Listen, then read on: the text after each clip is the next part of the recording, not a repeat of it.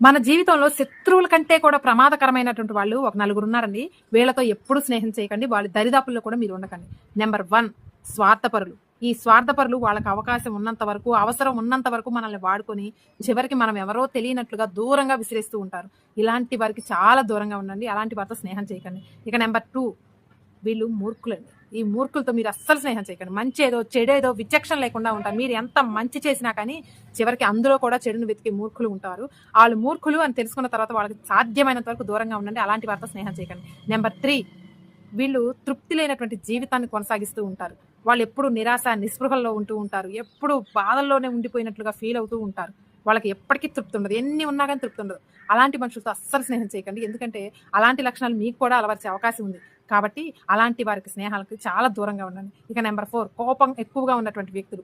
ఈ కోపం ఎక్కువగా ఉన్నటువంటి వ్యక్తులు ఎప్పుడు ఏం మాట్లాడతారో తెలీదు. ఎప్పుడు